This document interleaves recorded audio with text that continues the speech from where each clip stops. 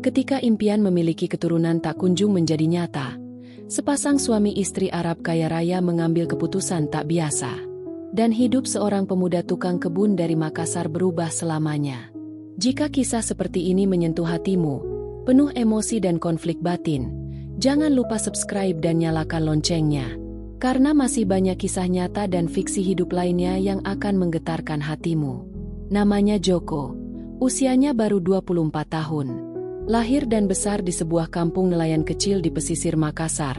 Hidup Joko jauh dari kemewahan. Ayahnya seorang buruh pelabuhan yang meninggal karena kecelakaan saat Joko masih SMP. Sejak itu, ia menjadi tulang punggung keluarga, bekerja serabutan demi menyekolahkan adik-adiknya. Setelah lulus SMA, Joko mengikuti program TKI, berharap bisa bekerja di luar negeri dan mengubah nasib. Tak mudah, bahasa asing, pelatihan keras, dan perpisahan panjang dengan ibu dan adik-adiknya. Tapi ia bertahan. Sebab dalam benaknya, ia selalu percaya bahwa hidup akan membalas kesabaran dengan keajaiban. Joko akhirnya ditempatkan di Riyadh, Arab Saudi. Majikannya adalah pasangan bangsawan Arab, kaya raya, tinggal di rumah megah seluas istana kecil. Ia ditugaskan sebagai tukang kebun, merawat pohon-pohon kurma, menyiram bunga, membersihkan kolam kecil, dan menjaga ketertiban taman di sekitar villa. Awalnya Joko takut disiksa, dimarahi, atau diusir. Tapi ternyata, majikannya termasuk baik, tak banyak bicara, tapi sopan dan tak pernah memperlakukannya kasar. Tuan Khalid, pria berusia 40 tahun, tampak tenang dan berwibawa, selalu berpakaian rapi dengan wajah serius. Sedangkan Nora, istrinya, adalah wanita cantik yang lembut dan sangat pendiam. Namun, meski tinggal di rumah semegah itu, Joko merasakan aura sepi di antara keduanya. Tak ada tawa, tak ada suara anak-anak, dan tak ada cerita bahagia yang menghiasi sore hari di teras rumah. Sampai suatu hari, dari obrolan dengan supir lama yang juga sesama TKI, Joko mengetahui bahwa pasangan itu sudah menikah selama 12 tahun, tapi belum punya anak. Konon, mereka sudah ke berbagai negara, mencoba pengobatan, bahkan mendatangkan ustaz-ustaz terkenal untuk ruqyah dan berdoa. Tapi hasilnya tetap nihil. Bagi Joko, itu hal biasa. Banyak orang diuji dengan anak. Tapi ia tak pernah menyangka bahwa kenyataan ini akan menjadi titik awal dari kisah paling rumit dan memilukan dalam hidupnya. Sebuah kisah yang akan mengubahnya selamanya. Hari itu, matahari Riyadh menggantung rendah, menyemburkan cahaya jingga ke taman yang baru saja disiram Joko. Ia baru saja selesai merapikan pagar bunga mawar putih saat suara panggilan dari interkom rumah terdengar pelan. "Joko, Tuan Khalid memanggilmu ke ruang baca." Joko kaget. Selama 2 tahun bekerja di sana, ia hampir tak pernah dipanggil secara langsung ke dalam rumah, apalagi ke ruang pribadi seperti ruang baca. Biasanya semua urusan disampaikan lewat manajer rumah tangga atau pengurus kebun. Dengan tangan masih kotor tanah, ia mencuci cepat-cepat dan menuju ke dalam rumah. Jantungnya berdetak cepat. Ia takut. Apakah ia melakukan kesalahan? Apakah ada tanaman yang mati? Atau dia akan dipulangkan? Sesampainya di ruang baca, suasana terasa begitu hening. Tuan Khalid duduk di kursi kayu berukir, mengenakan gamis putih bersih. Sorot matanya tajam, namun kali ini ada guratan lelah yang dalam. Di meja, ada secangkir kopi yang sudah hampir habis dan tumpukan berkas yang tampaknya tak disentuh.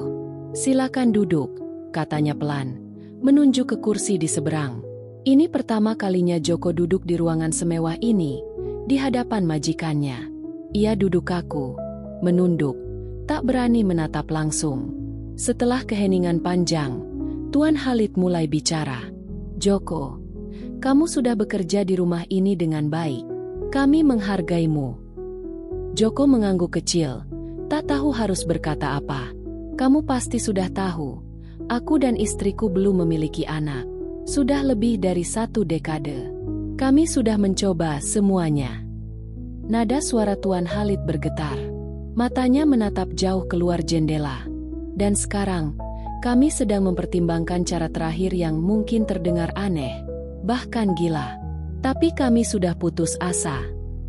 Joko mengerutkan dahi, bingung dan was-was. Joko, lanjutnya perlahan. Kami ingin kamu membantu kami memiliki keturunan. Suasana mendadak membeku. Waktu seakan berhenti. Joko tidak langsung memahami maksudnya. Ia hanya menatap dengan tatapan kosong. Apa maksud Tuan? Tuan Khalid menghela napas dalam. Aku ingin kamu menjadi ayah biologis dari anak kami. Dengan Nora. Dengan izinku. Joko tercekat. Dadanya bergemuruh. Dunia seperti terbalik. Kata-kata itu melayang di udara. Tak bisa ia cerna sepenuhnya. Ini bukan mimpi. Ini kenyataan. Permintaan yang bertentangan dengan semua nilai yang ia pegang. Ia berdiri pelan. Tangannya gemetar. Maaf Tuan, saya bukan siapa-siapa, saya tidak bisa. Tuan Khalid menatapnya dengan mata basah. Kamu tidak harus menjawab sekarang. Tapi tolong, pikirkan. Kami sudah tidak punya jalan lain. Dan hari itu, Joko pulang ke kamarnya dengan langkah berat.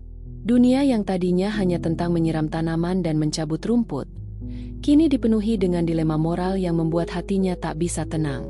Malam itu, Joko tak bisa tidur. Kamar kecilnya di paviliun belakang rumah megah itu terasa makin sesak. Meski kipas angin terus berputar, hatinya bergemuruh. Kepalanya penuh suara bertabrakan.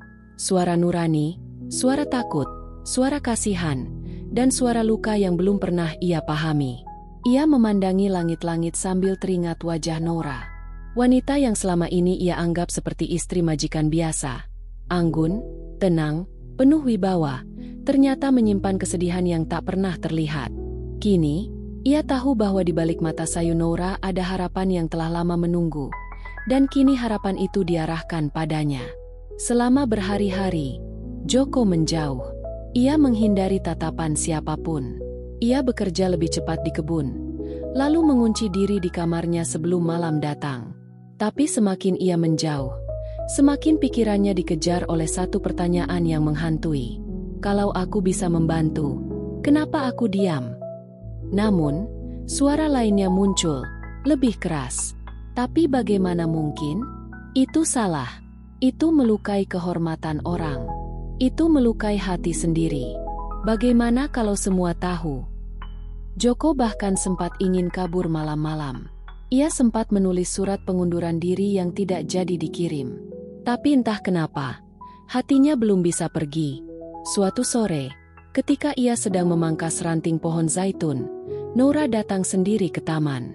Ia berdiri cukup jauh, hanya menatap Joko dari belakang. Lalu, dengan suara yang nyaris berbisik, ia berkata, "Aku tahu ini sulit.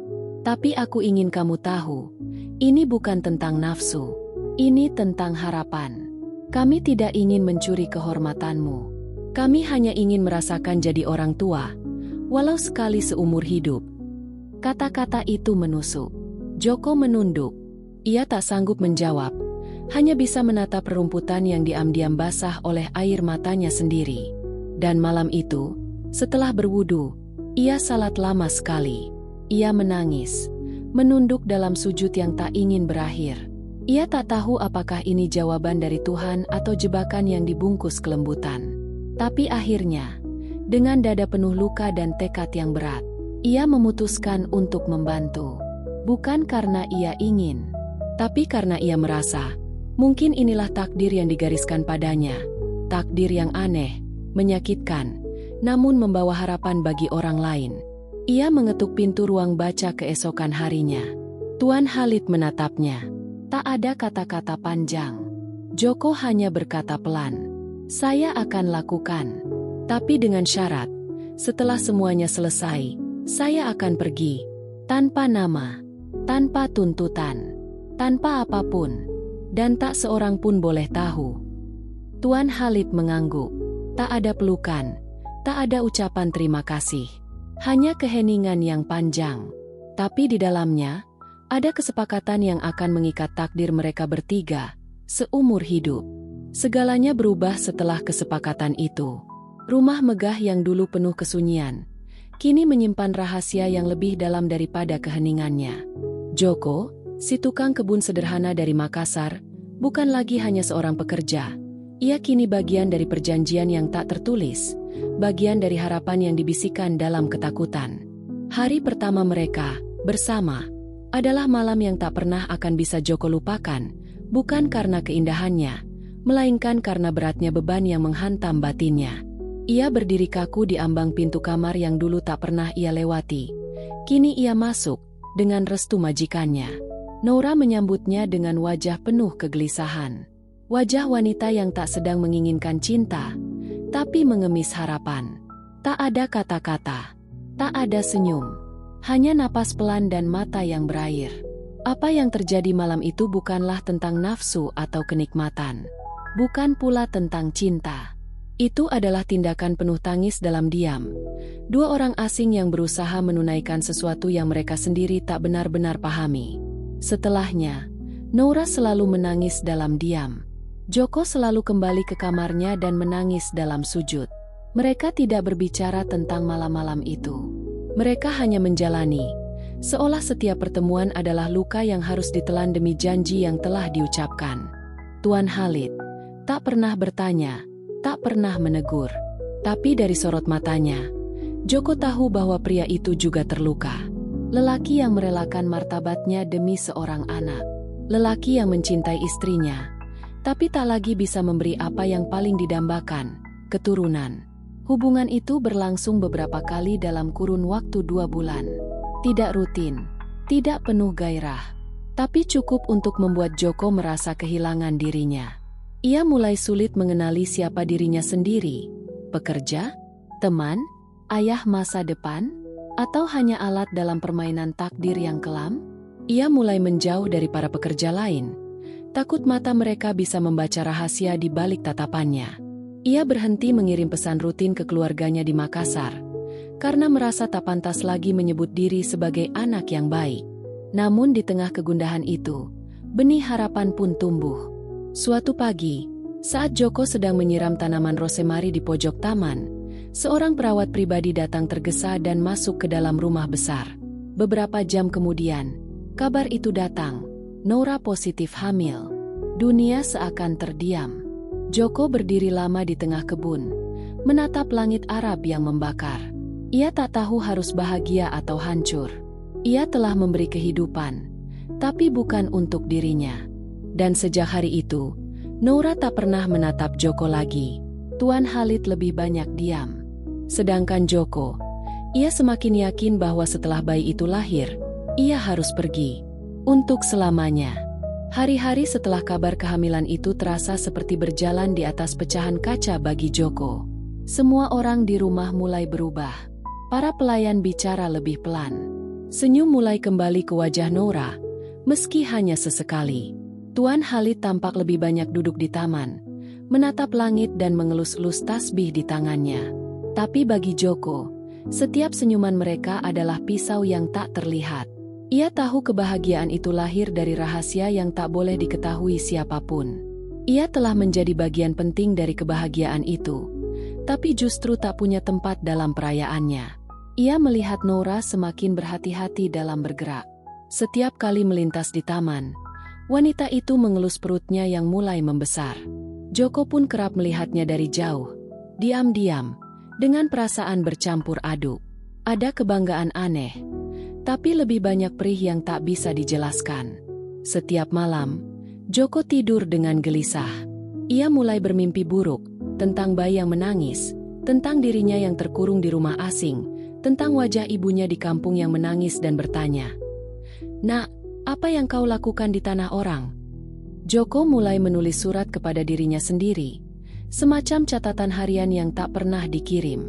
Dalam salah satu suratnya ia menulis, "Anak ini akan lahir ke dunia tanpa tahu siapa aku. Dan mungkin itu yang terbaik. Tapi Tuhan, mengapa dadaku sesakit ini? Apakah ini hukuman? Atau pelajaran?" Tuan Khalid tetap diam.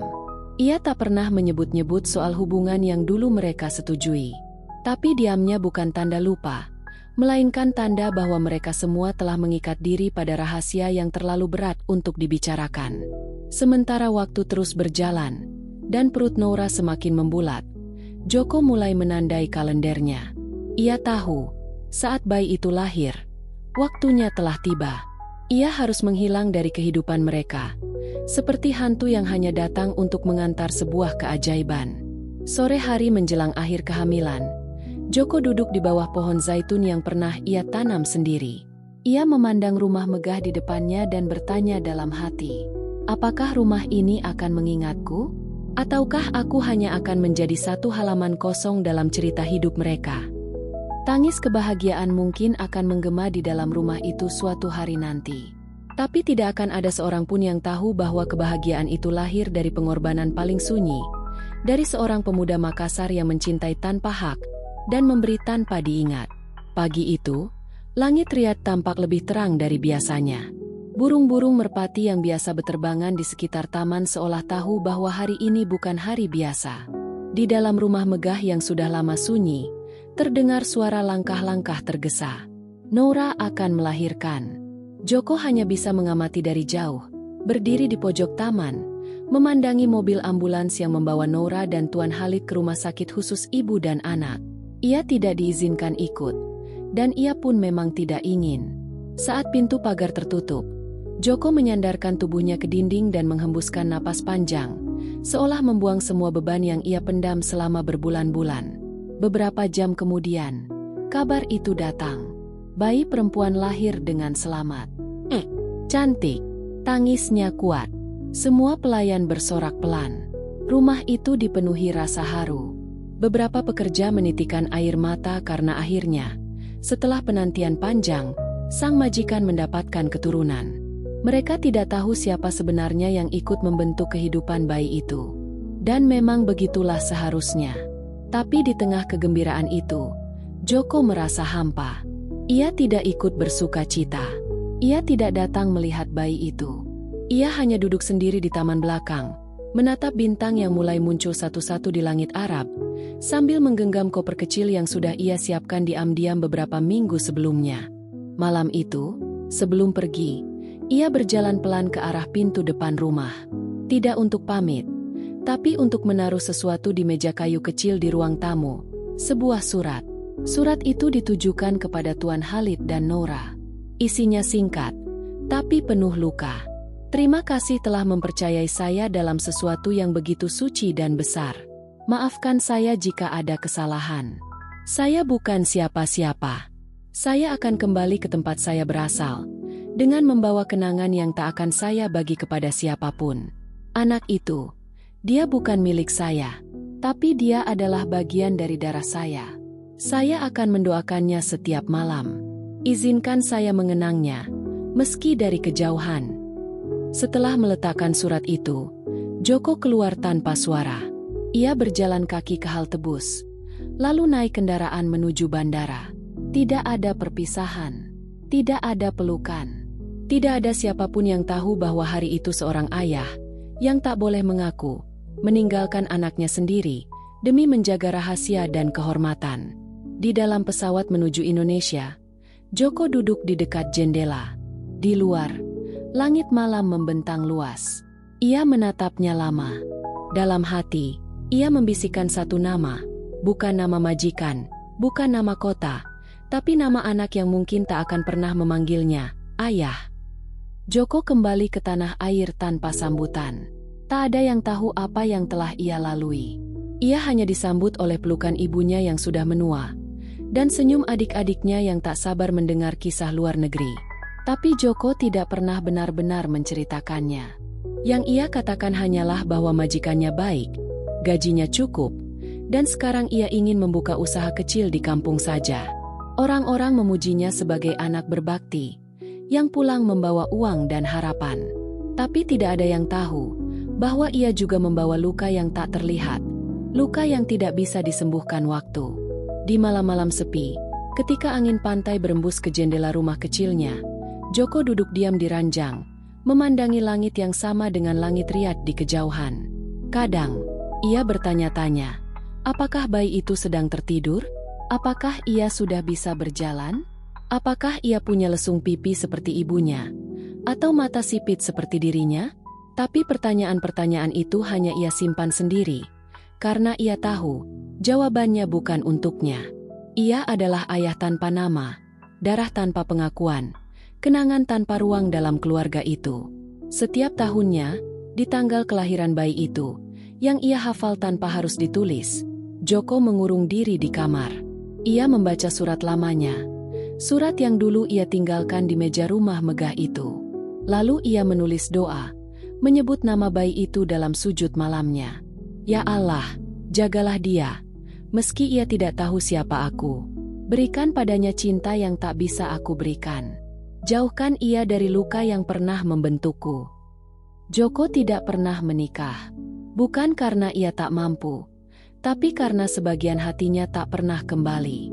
Ia pernah mencoba membuka hati, tapi selalu berakhir dengan rasa bersalah yang ia sendiri tak mampu jelaskan.